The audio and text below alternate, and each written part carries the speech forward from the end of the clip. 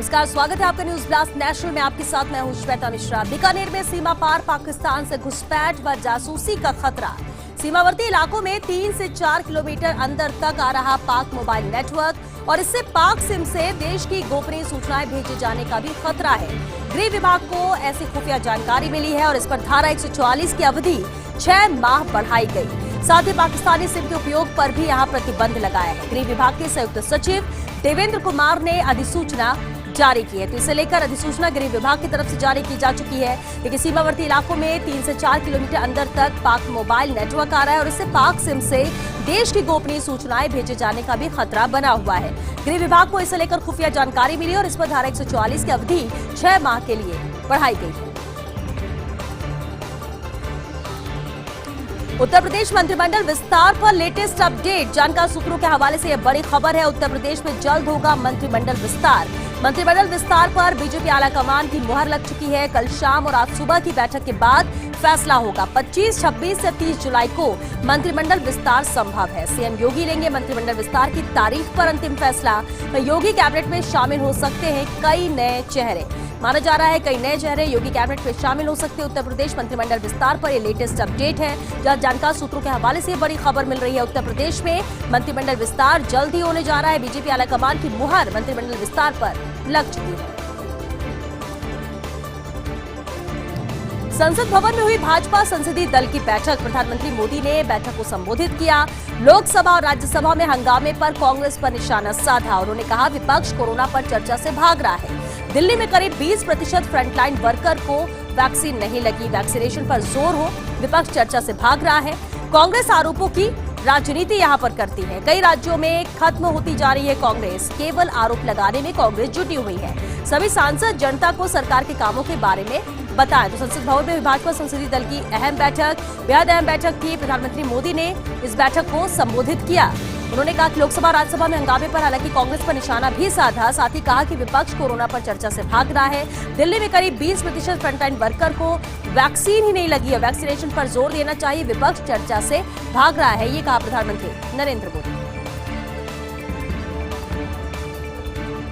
तेलंगाना कांग्रेस सांसद और अन्य नेता घरों में नजरबंद है। सांसद और तेलंगाना प्रदेश कांग्रेस अध्यक्ष रेवंत रेड्डी नजरबंद किए गए। विधायक सांगारेड्डी, टी जयप्रकाश रेड्डी, मल्लू भट्टी, विक्रमार्क, मोहम्मद अली शब्बीर और अन्य नेता घर में नजरबंद किए गए हैं। रेवंत रेड्डी ने लगाया था जमीन की नीलामी में धांधली का आरोप। वहीं कोकापेट में जमीन नीलामी में 1000 करोड़ के घोटाले का भी आरोप लगा है। रेवंत रेड्डी ने लोकसभा अध्यक्ष ओम बिरला को इसे लेकर पत्र भी भेजा है। उन्होंने कहा कि संसद सत्र में भाग लेने से तेलंगाना सरकार हमें रोक रही है कि हम संसद सत्र में भाग न ले सके। नजरबंद यहां पर किया गया है। तो तेलंगाना कांग्रेस सांसद और अन्य नेता घरों में नजरबंद है। सांसद और तेलंगाना प्रदेश कांग्रेस अध्यक्ष रेवंत रेड्डी नजरबंद किए गए और उन्होंने ये आरोप लगाया कि हमें संसद सत्र में भाग लेने नहीं दिया जा रहा है और इसलिए नजरबंद किया गया।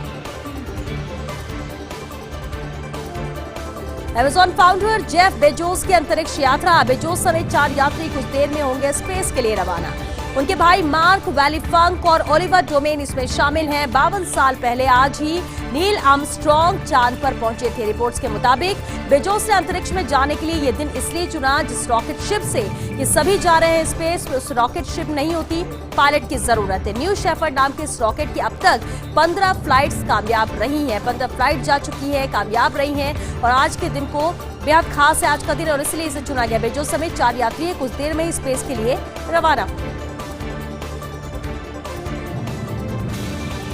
एक बार फिर बोतल से निकला है पॉर्न इंडस्ट्री का जिन और इस बार जिन का नाम जुड़ा उद्योगपति राज कुंद्रा से।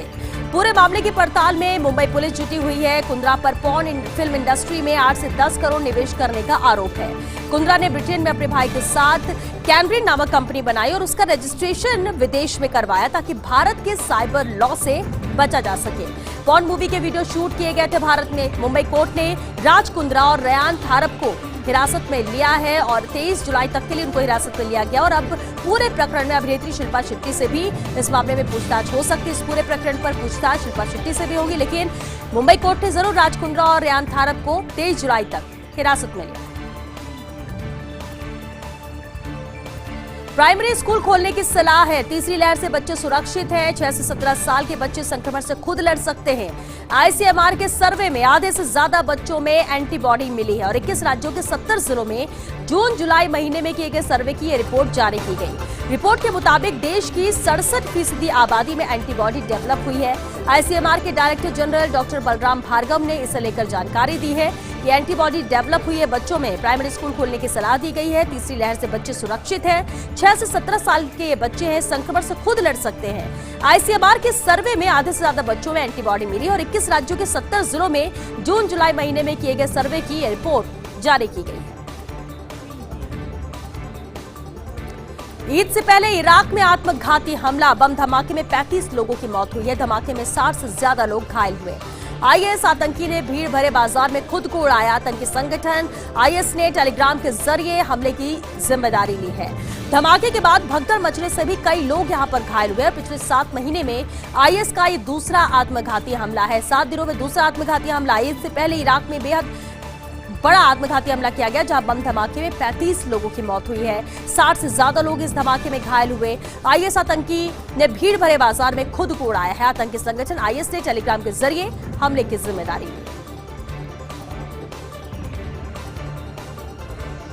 धरती से 4 दिन दूर मुसीबत, अंतरिक्ष से जुड़ी एक और चौंकाने वाली खबर है। पृथ्वी के करीब से गुजरेगा उल्कापिंड। ताजमहल से 3 गुना बड़ा बताया जा रहा है उल्कापिंड। 24 जुलाई को पृथ्वी के पास से उल्कापिंड गुजरेगा। 8 किलोमीटर प्रति सेकंड की रफ्तार से धरती की ओर ये बढ़ रहा है और चीन का उल्कापिंड का रास्ता बदलने के लिए प्रपोजल भी भेजा है और कहा कि इसका रास्ता बदलने के लिए रॉकेट भेजे जाएंगे। ये प्रपोजल चीन की तरफ से आया तो धरती से 4 दिन दूर अभी मुसीबत है। जहां अंतरिक्ष से जुड़ी एक और चौंकाने वाली खबर सामने आई। पृथ्वी के करीब से उल्कापिंड गुजरने वाला है। ताजमहल से 3 गुना बड़ा है ये उल्कापिंड। 24 जुलाई को पृथ्वी के पास से गुजरेगा। 8 किलोमीटर प्रति सेकंड की रफ्तार से धरती की ओर बढ़ रहा है। आखिर किसके साथ करेगी कांग्रेस उत्तर प्रदेश में गठबंधन? उत्तर प्रदेश चुनाव से पहले हर दिन नए संकेत मिल रहे हैं। ऐसे में प्रियंका के गठबंधन करने वाले संकेत के क्या मायने हैं? प्रियंका ने दिए थे यूपी चुनाव से पहले गठबंधन के संकेत, लेकिन सबसे बड़ा सवाल कांग्रेस किसके साथ करेगी यूपी में गठबंधन? उत्तर प्रदेश में सभी पार्टियों ने अपना अपना स्टैंड यहां पर स्पष्ट कर दिया है। सपा ने तो प्रदेश में छोटी छोटी पार्टियों से तालमेल भी शुरू कर दिया और ऐसे में कांग्रेस का हो सकता है फिलहाल बसपा के साथ गठबंधन। ब्राह्मण, दलित, मुस्लिम वोट एकजुट करने के लिए गठबंधन हो सकता है, लेकिन बसपा सुप्रीमो मायावती कांग्रेस के साथ गठबंधन के मूड में नजर नहीं आ रही है। पंजाब, राजस्थान के मसलों के कारण दोनों के गठबंधन में काफी अड़चने यहां पर नजर आ रही है और ऐसे में लगता कम है कि बसपा सुप्रीमो मायावती कांग्रेस के साथ गठबंधन करेंगे, क्योंकि पंजाब, राजस्थान के मसलों के कारण ही गठबंधन में काफी अड़चने आ रही है। Central GST and central excise Rajasthan में बड़ा फेरबदल हुआ है। कई अफसरों को यहां पर तबादला हुआ। फर्स्ट इंडिया न्यूज की खबर पर मुहर लगी है। एडिशनल कमिश्नर नितिन वापा जयपुर से मेरठ स्थानांतरित किए गए हैं। ज्वाइंट कमिश्नर हेमंत हिंगोनिया जयपुर से ग्वालियर ट्रांसफर हुए हैं। ज्वाइंट कमिश्नर अमित कुमार सिंह जयपुर से वडोदरा ट्रांसफर किए गए हैं। वहीं सहायक आयुक्त अशोक तोलानी दिल्ली से जयपुर, जी कृष्ण और आरएन परमार जयपुर से अहमदाबाद, धामण मीणा नागपुर से जयपुर, उपायुक्त प्रीति गोयल जयपुर से मुंबई ट्रांसफर हुई है। तो वहीं उपायुक्त धीरेन्द्र वर्मा जयपुर से चेन्नई भेजे गए। The central board of indirect taxes and custom ने इसे लेकर ये आदेश किए गए हैं, जहां पर स्थानांतरण किया गया है और फर्स्ट इंडिया न्यूज की खबर पर मुहर लगी है। फेरबदल को लेकर पहले ही संकेत दे दिए थे। Central GST and central excise Rajasthan में ये बड़ा फेरबदल है, जहां कई अफसरों का तबादला हुआ है। बता दें आपको, एडिशनल कमिश्नर यहां पर इनका स्थानांतरण किया गया है। हेमंत हिंगोनिया जिन्हें जयपुर से ग्वालियर भेज दिया गया है। ज्वाइंट कमिश्नर अमित कुमार सिंह जयपुर से वडोदरा के लिए स्थानांतरित किए गए हैं। तीसरी लहर से लड़ने के लिए रखेंगे दवाओं का बफर स्टॉक। दूसरी लहर से सबक है, 15 अगस्त तक जिलों में पहुंचेगी दवाएं। बच्चों पर अधिक खतरे की आशंका के मद्देनजर तैयारी की जा रही है। राजस्थान अब तीसरी लहर से लड़ने के लिए दवाओं का 3 से 4 माह का बफर स्टॉक रखेगा। RMSCL ने इन दवाइयों की खरीद यहां पर शुरू कर दी है ताकि बफर स्टॉक रहे और जरूरत पड़ने पर किसी भी तरह की कोई कमी दवाइयों को लेकर ना हो, और इसलिए तीसरी लहर से लड़ने के लिए ही अब दवाइयों का बफर स्टॉक रखा जाएगा। मोदी सरकार बदलेगी अंग्रेजों के जमाने का 250 साल पुराना कानून। अब सिविल प्रोजेक्ट्स के लिए भी सेना की जमीन दी जाएगी। रक्षा मंत्रालय के पास 17 1.95 लाख एकड़ जमीन है और इसमें से 16.35 लाख एकड़ छावनियों से बाहर है। डिफेंस लैंड पॉलिसी में 1765 के बाद पहली बार ये बदलाव किए जा रहे हैं और उस वक्त ब्रिटिश काल में बंगाल के बैरकपुर में पहली कैंटोनमेंट बनाई गई थी और तब सेना से जुड़ी जमीन को मिलिट्री के अलावा पाबंदी लगाई गई थी और किसी और मकसद के लिए इस्तेमाल करने पर यह पाबंदी लगाई गई थी। 1801 में ईस्ट इंडिया कंपनी के गवर्नर जनरल इन काउंसिल ने यह आदेश दिया था। कैंटोनमेंट का कोई भी बंगला और क्वार्टर किसी भी व्यक्ति को बेचा नहीं जाएगा। किसी ऐसे व्यक्ति को बेचने की इजाजत नहीं होगी जो सेना से जुड़ा हुआ ना हो और ये पहले ही आदेश निकाले जा चुके थे।